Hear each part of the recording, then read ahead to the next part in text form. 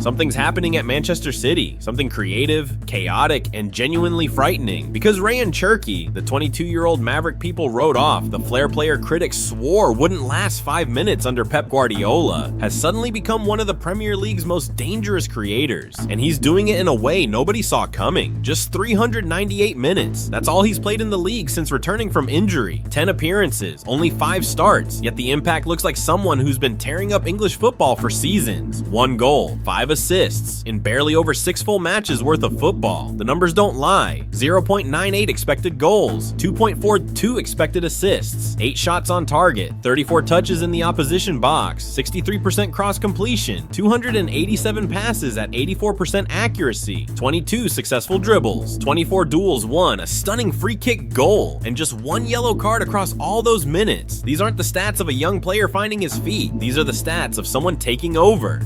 Because Manchester City might have quietly unleashed a different kind of weapon. A creator who bends games, breaks shapes, and finds passes that shouldn't exist. Rayan Cherki arrived as a gamble, a 36 million euro risk that people questioned. But right now, he looks like a glitch in the system, a wildcard Pep secretly weaponized into something the Premier League isn't ready for. So how did a risky signing become the most unpredictable problem in English football? And why is this version of Cherki far scarier than anyone thought possible? Let's find out. Before Rayan Cherki was terrorizing Premier League defenses, before he walked into Manchester City's dressing room wearing the number 10, before Pep Guardiola ever called him special, he was just a kid from Lyon with a football that never left his feet. Born August 17, 2003 into a multicultural home, Italian, Chaoui Algerian, and Algerian roots, Cherki grew up in an environment where creativity wasn't just encouraged, it was everything. Lyon's streets shaped him, Lyon's academy refined him. But that spark, that flair, that instinct to try things most players wouldn't even dream of, that came from somewhere deeper. At 15, he was already playing senior football with Lyon's reserves. At 16, he signed his first professional contract. And within months, the football world had no choice but to pay attention. A prodigy, and fast forward, Cherki's rise wasn't slow and steady, it was rapid fire. October 2019, League One debut at 16 years old. November 2019, Champions League debut, still 16, one of the youngest players ever to feature in the competition. January 2020, first senior goal in the Coupe de France, becoming the youngest goal scorer in Lyon's history. Weeks later, he delivered one of the most jaw-dropping breakout performances Lyon had ever seen. 2 goals and 2 assists against Nantes, still too young to vote. And then came the moment that truly announced him to Europe. August 2020, Champions League semi-final against Bayern Munich. Cherki came on as a substitute and set a record, the youngest player ever to appear in a Champions League semi-final. The narrative was already forming. This wasn't just talent, this was fearless talent. But Cherki's story at Lyon wasn't straightforward. For every moment of magic, there was unpredictability. For every outrageous dribble, there was a risky decision. Coaches praised his ceiling but questioned his consistency. Yet something shifted in the 2024-25 season. That was the year it all clicked. 11 League One assists, the most in the league. 8 Europa League assists, the most in the competition. UNFP Team of the Season, Europa League Young Player of the Season, League One Dribbler of the Year, awarded by Eden Hazard himself. Cherki had gone from raw talent to one of Europe's most productive creators. Not just flair for the sake of it anymore, but final ball genius. Not just nutmegs and tricks, but match-winning passes that actually changed games. If his early years showed promise, this season showed proof. He was ready for the next level. Clubs across Europe were watching closely. Some saw a magician too difficult to control. Others saw a future superstar waiting to explode. Manchester City saw both. And Guardiola, more than anyone, understood the danger of letting another club get to him first. So in June 2025, City made their move. 36.5 million euros, plus add-ons, plus a sell-on clause. A calculated gamble on a player capable of brilliance, chaos, or both in the same touch. Cherki walked into the Etihad not as a finished product, but as a wild, unpredictable weapon, and Pep Guardiola was determined to sharpen him. What Manchester City didn't realize at the time was that the player they just signed it was about to become far more dangerous than anyone imagined. When Rayan Cherki walked through the doors at Manchester City, he wasn't just joining another club, he was stepping into Pep Guardiola's laboratory, a place where world-class talents get rebuilt from the ground up, where instincts get refined, and where even the best players in the world have to learn new ways of seeing football. And from the very first training session, Pep saw it. Cherki wasn't just talented, he had something Guardiola has spent his entire career searching for, that rare ability to manipulate tight spaces, to freeze defenders with a single touch, to turn chaos into something beautiful. It's the same spark Pep once nurtured in Messi, the same instinct he refined in Bernardo Silva and Mahrez. Ryan is an exceptional player. He's so young. What I admire the most on Ryan is not the skills. I never saw Messi play make a cross like that. But Cherki, he was different, less predictable, more explosive, rougher around the edges, the kind of player who could win you a match with one moment of brilliance, or lose your entire structure with one moment of madness. From day one, Guardiola refused to pin him down to a single position. During the Club World Cup and early preseason sessions, Pep experimented with him everywhere, as a false winger drifting inside to create overloads, as a roaming number 10, floating between the lines, as a false 9 dropping deep to pull defenders out of position, even isolated wide against fullbacks in 1-versus-1 situations, and there were moments, flashes that made everyone at the club take notice. Little combinations in tight spaces, turns that shouldn't be possible, dribbles through gaps that didn't seem to exist, that unmistakable Cherki confidence in the final third. But there were also moments where it got messy, too many touches, dribbles taken into traffic when a simple pass was on, risky attempts before the team structure was set, and Pep, being Pep, praised him, while also issuing a warning. He has something special, but he must learn balance and simplicity. The message was clear. Flair was welcome. Flair without purpose was not. Almost immediately, the debate started. Some fans saw a player who could change games. Others saw a risk. A luxury player trying to fit into the most demanding tactical system in the world football. The questions came quickly. Could Cherki press with the relentless intensity Pep demands? Could he give up the ball at the right moment instead of forcing something? Could he go from being Lyon's main creator to just another disciplined cog in City's machine? Every attacker at City knows Guardiola's rules by heart. Cherki knew them too.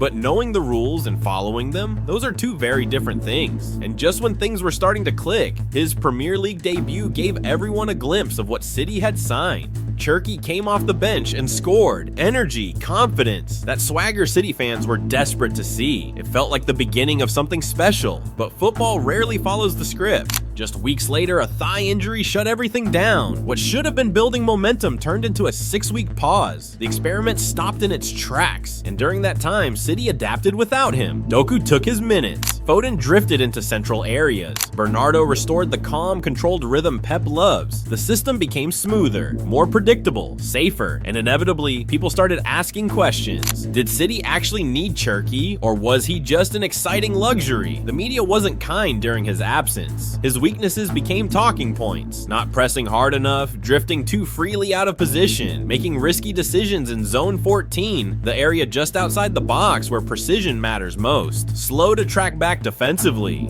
Some pundits worried he'd become another luxury attacker, the type Pep has historically had zero patience for. Even sections of City's fan base started murmuring the same concerns. Is he too wild for Pep's system? Can you actually trust him in a big Champions League match? Is this just another talented kid who'll fade away? Look, most young players struggle after an injury. Most take time to find their rhythm again. But Cherki wasn't most players. He was expected to entertain, to create magic, to justify the hype that followed him from Lyon. And at this point in the season, he'd done just enough to excite people, but not enough to silence the doubts. This was the moment that could have defined him, either as just another overhyped wonder kid who couldn't make it at the top level, or as a player ready to prove he belonged on one of football's biggest stages. Nobody knew which version would show up. What happened next made the answer crystal clear. When Rayan Cherki finally stepped back onto a Premier League pitch after 6 weeks out injured, nobody was expecting miracles. Most players returning from a thigh injury looked tentative, rusty, a little unsure of themselves. Cherki looked like he'd been counting down the seconds until he could play again. He came on against Everton as a substitute, and within minutes, something shifted. Manchester City's attack suddenly had a different rhythm. The ball moved quicker through the right half space. Haaland's runs became sharper because someone was finally threading passes into his stride with perfect weight and timing. The angles changed. The tempo lifted. You could feel it in the stadium. Cherki didn't just return from injury. He unlocked something City had been missing. The data told the story immediately. Highest expected assists per touch of any City attacker that day. Multiple progressive carries that broke through Everton's mid-block. 2 clear-cut chances created for Haaland. Passes so good that even the striker admitted afterward he should have finished them. This was the first real hint. The version of Cherki that City imagined when they signed him in June was finally starting to emerge. But the real turning point came just days later in the EFL Cup. Swansea 1-3 Man City. Cherki's first start since the injury. 1 goal, 1 assist, and a performance that absolutely dripped with confidence. He floated between the lines like a player who'd been storing up all his creativity during those 6 weeks on the sideline. The touches were cleaner, the decision-making sharper. He was finally finding that balance between flair and structure, the thing Pep had been demanding since day one. This match didn't just boost Cherki's confidence, it unlocked something more valuable: Guardiola's trust. Then came the Champions League nights. Against Villarreal, he came off the bench and immediately lifted City's tempo. Against Dortmund, he delivered the moment every City fan had been waiting for. His first Champions League goal for the club, a calm, technically perfect finish in a 4-1 victory. European analysts started noticing something important. Despite his limited minutes, Cherki's progression numbers were elite. High chance creation per possession, above average progressive carries per touch, strong expected assists from open play. Quietly, almost under the radar, he was becoming the key that unlocked Guardiola's most fluid attacking shapes. The Maverick was maturing, and City were about to feel the full force of what that meant. If Cherki's return showed promise, November revealed something bigger. He wasn't just fitting into Manchester City's system, he was transforming it. Man City 3-1 Bournemouth. This was the game where everything clicked into place. Cherki produced 2 assists for Erling Haaland in the first half, each one slicing through Bournemouth's defense with surgical precision. Haaland, a man who doesn't hand out compliments easily, called them amazing after the match. Guardiola described Cherki's influence as special, and tactically, this was a masterclass in half-space play. Cherki drifted between midfield and defense, like prime Bernardo Silva. He forced Bournemouth to collapse centrally, which opened massive channels wide for Doku and Foden. His first-time passes around the box completely dismantled their defensive structure. This wasn't just creativity for the sake of it. This was controlled chaos. Flair with purpose. What happened in the weeks after Bournemouth is the reason people started paying serious attention. From late November into December, Cherki put up numbers that shouldn't be possible. 5 Premier League assists in just 3 matches. Still under 400 total league minutes for the season, yet outperforming starters across the entire league. His XA per 90 minutes skyrocketed into elite territory, the kind of numbers usually reserved for established world-class creators. European statisticians pointed out that Cherki had delivered 2+ assists in 5 different matches across 2025, the most of any U22 player in Europe's top 5 leagues. Think about that for a second. Efficiency that shouldn't be possible, influence that shouldn't happen this quickly, output that doesn't just match his playing time, it exceeds it dramatically. City spent 36 million euros on potential. What they actually got was a creator who produces at a world-class rate the moment he steps onto the pitch. What made this stretch truly frightening wasn't just the raw assist numbers, it was how Cherki was creating them. Blindside passes threaded through compact blocks, first touch layoffs that eliminated entire defensive lines, dribbles that pulled defenders completely out of shape, a rhythm and unpredictability that made City's attack impossible to prepare for. This wasn't Lyon's talented teenager anymore. This was a fully formed Premier League problem. A player defenders couldn't read, analysts couldn't categorize, and even Pep Guardiola seemed reluctant to substitute off without the entire stadium groaning in disappointment. The creative storm had arrived, and the scariest part? He was still just getting warmed up. Some moments define a career, some redefine a player, and some, the rarest ones, completely rewrite what people think is possible. For Rayan Cherki, that moment came on December 6, 2025, inside a roaring Etihad Stadium. This wasn't just another Manchester City win. win. This wasn't just another 3 points in the bag. This was the night the Premier League realized Cherki wasn't simply talented. He was terrifying. City walked into this game carrying pressure. Arsenal had dropped points earlier that afternoon, which meant a win would pull Guardiola's side within 2 points of the top. They'd also just survived a chaotic 5-4 thriller against Fulham, where their defensive structure nearly fell apart completely. Guardiola needed control, discipline, no nonsense, and yet he handed the creative keys to a 22-year-old maverick. Cherki replaced Rayan in the starting lineup, the only change, and immediately shifted the untouched rhythm of the match. Sunderland started bravely, matching City stride for stride in the opening half hour. They even forced Donnarumma into some early sweeper-keeper action. But in the 31st minute, the breakthrough arrived. Cherki picked up the ball near the right half space. He didn't try to dribble past 3 players. He didn't overcomplicate it. He didn't go for anything flashy. Just one clean touch, a composed layoff into the path of Ruben Dias, who absolutely smashed it from distance. Deflection, goal, roar, City had control. This was exactly the kind of simplicity Guardiola preaches, the simplicity he's always worried Cherki might ignore when the moment gets big. But what happened next would challenge that concern entirely. Sunderland's left center back, Omar Alderete, isn't some pushover. He's strong, disciplined, solid in one-on-one situations. Cherki absolutely dismantled him. Twice in a row, Cherki sat him down with footwork so silky it looked rehearsed. First, to create a chance for Holland that got cleared off the line, then again almost cruelly in the build-up to what came next. The Etihad could feel something building, the Sunderland bench could sense it, and Alderete, he definitely knew what was coming. Corner of the box, 2 defenders closing in, no real angle for a normal cross, unless you're Rayan Cherki. He opened his body as if to cut inside, then wrapped his left foot behind his right leg and sent a rabona cross curling through the air with perfect weight and spin. Phil Foden rose, header crossbar. In, the Etihad exploded, but the real explosion came seconds later when the replay hit the giant screens. You could hear thousands of fans gasping at the sheer audacity of what they just witnessed. In one moment, Cherki showed the technique of a street footballer, the confidence of a global superstar, the vision of a world-class number 10, the arrogance of someone who knows he's different. This wasn't a trick for YouTube. This wasn't showboating. This was a decisive, game-changing assist in the middle of a title race. It was the moment the Premier League realized Cherki wasn't just talented, he was a problem, the kind defenders have nightmares about. Guardiola's post-match reaction was fascinating. He praised the creativity, he applauded the impact, but he also delivered that now famous reminder: simplicity is what makes great players great. It sounded like advice, but honestly, it felt a little like fear, because when Cherki plays with this level of freedom, there's no tactical system in the world, not even Pep's,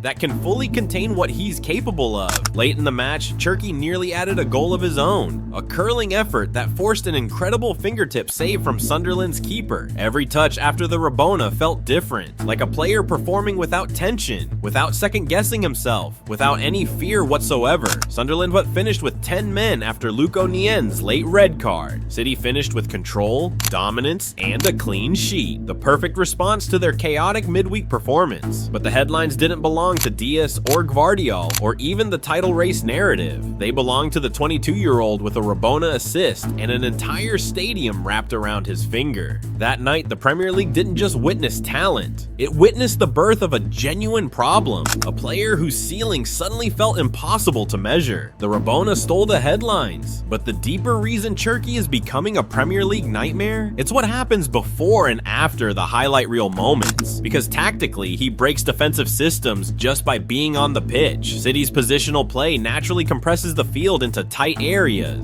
Most attackers struggle in those spaces. Cherki thrives there. He can receive the ball under heavy pressure, rotate past 2 defenders with minimal touches, and find passing lanes that didn't exist a second earlier. Very few Premier League attackers are this comfortable operating in suffocating zones. It's exactly what Guardiola looks for. Here's the nightmare for defenders: they can't show him outside. They can't force him inside either. Whatever angle they try to close down, Cherki attacks the opposite one. This 2-footed unpredictability is why he constantly draws double teams and still manages to escape them. Early in the season, Cherki's risk-taking felt chaotic. Too many dribbles into traffic, too many ambitious passes at the wrong time. Now it is calculated. Dribbles are used to accelerate attacks, not stall them. Passes are delivered earlier, and with better timing, decision-making is cleaner and sharper. His expected assists per touch skyrocketed after returning from injury. The numbers prove he's Cherki's not just creating more, he's creating smarter. Some players draw pressure when they get the ball. Cherki distorts entire defensive structures. When he receives the ball in the half space, center backs have to step out, midfielders collapse centrally, fullbacks hesitate between pressing and holding position.